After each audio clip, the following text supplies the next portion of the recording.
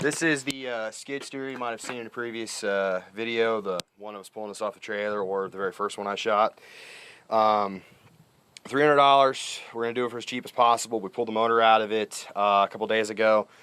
I will show you the motor. There is a bit of a hiccup with it. It's out, very greasy. Plan on doing it for as cheap as possible. May or may not put a different motor in it depending on what happens. Come here and I'll show you the motor. There's the head for it.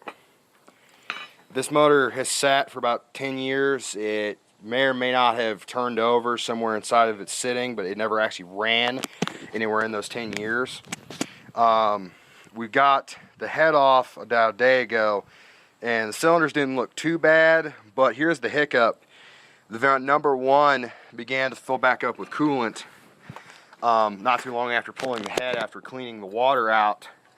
And you may or may not be able to see it, but there is a crack from the water jacket inward on the number one cylinder, and the injection pump may or may not be good, but this engine may or may not get rebuilt. This is sleevable, so this isn't that big of a deal.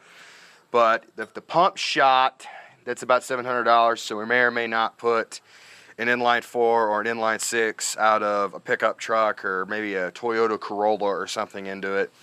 Something preferably carbureted or a newer diesel engine, because parts for these aren't as common as I would like them to be. A head gasket's about $120 to $150, and we don't even know where the front cover gasket, where you can even get one of those, and it's not going to be fun making them.